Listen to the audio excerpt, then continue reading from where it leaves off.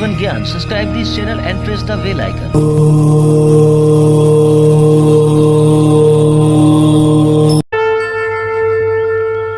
जय माता दी। आप सभी का हमारे YouTube चैनल जीवन ज्ञान में बहुत बहुत स्वागत है।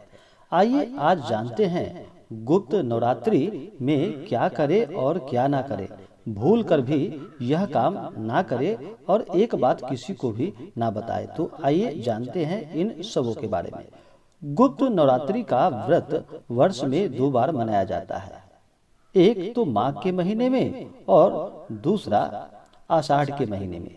आषाढ़ शुक्ल पक्ष प्रतिपदा तिथि से गुप्त नवरात्रि का व्रत किया जाता है। जो भी गुप्त नवरात्रि का व्रत करते हैं उन्हें इस नवरात्रि के व्रत के प्रभाव से समस्त प्रकार की सिद्धियां प्राप्त होती है। गुप्त नवरात्रि में नवरात्रि के तरह ही माता दुर्गा का पूरे विधि विधान के साथ पूजन किया जाता है। गुप्त नवरात्रि में सात्विकता और तांत्रिक पूजा की जाती है। गुप्त नवरात्रि मुख्य रूप से तांत्रिकों द्वारा माता को प्रसन्न करने के लिए और जो भी साधक साधना करते हैं उन्हें सिद्धियों की इससे प्राप्ति होती है। गुप्त नवरात्रि व्रत में माता दुर्गा के 10 महाविद्याओं का पूजन किया जाता है। गुप्त नवरात्रि में माँ दुर्गा की पूजा को गुप्त ही रखा जाता है। इससे पूजा का फल 2 गुना प्राप्त होता है। माता दुर्गा की कृपा पाने के लिए गुप्त नवरात्रि में 9 दिन तक व्रत के नियम का पालन करना बहुत ही ज्यादा जरूरी होता है। इस बार गुप्त नवरात्रि का व्रत 11 जुलाई 2021 से 18 जुलाई 2021 तक गुप्त नवरात्रि का व्रत किया जाएगा। गुप्त नवरात्रि व्रत का घट स्थापन, कलश स्थापन 11 जुलाई 2021 दिन रविवार को की जाएगी। घट स्थापन के लिए सुबह 5:31 से सुबह 7:47 तक का समय यह शुभ समय है। इसी समय में कुल 2 घंटे 16 मिनट की अवधि में घट स्थापन किया जाएगा।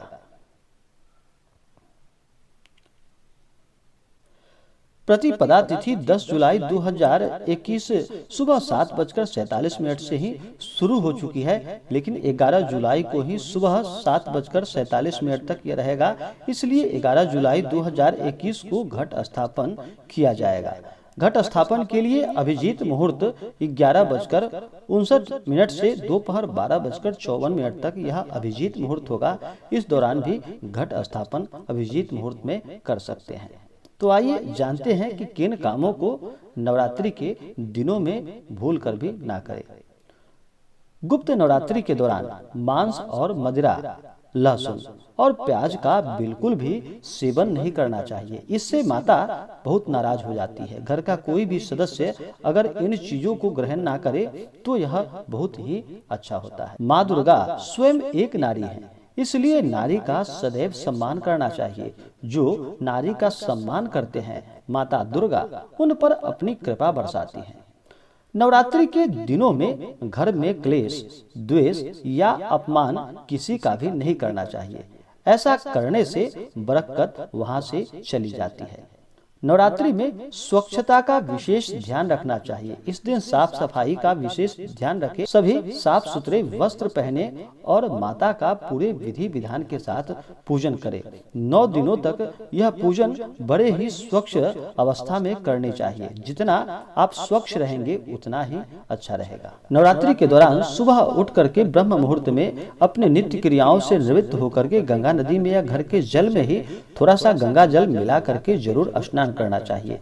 जो भी जातक गंगा में स्नान करते हैं या नहाने के पानी में गंगा जल मिलाकर स्नान करते हैं तो वह वैसे भी पवित्र हो जाते हैं। माता गंगा पतित पावनी कहलाते हैं।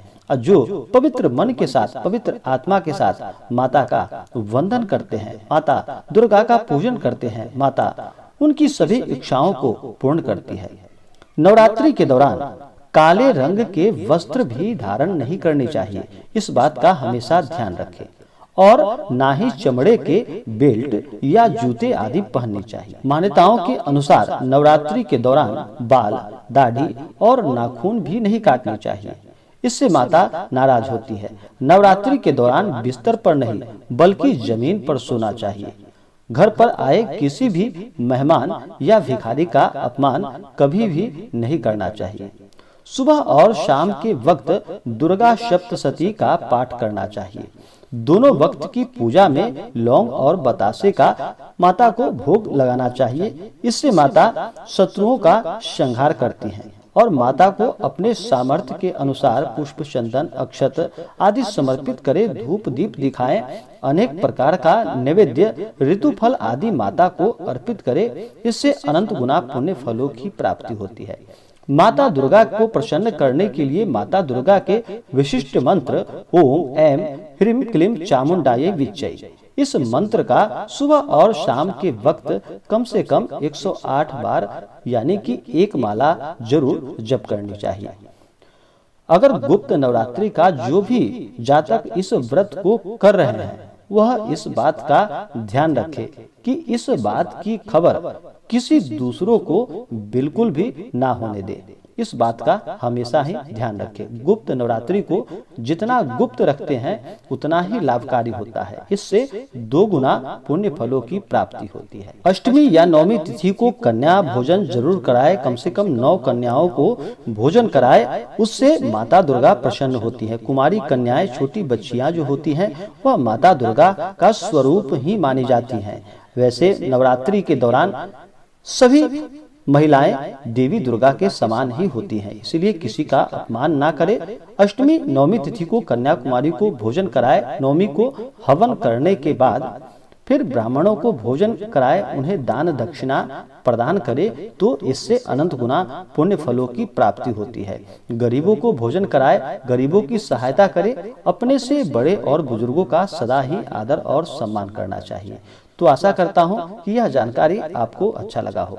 ऐसे ही ज्ञानवर्धक जानकारियाँ प्राप्ति के लिए हमारे इस चैनल जीवन ज्ञान को लाल बटन दबा करके सब्सक्राइब करें, साथ में बेल आइकन घंटी दबाएं ताकि मेरे वीडियो का नोटिफिकेशन आपको समय समय से मिलता रहे। कमेंट में जय माता दी जरूर लिखें ताकि आपकी कुशलता का हमें पता चलता रहे। जय माता दी। धन्यवाद।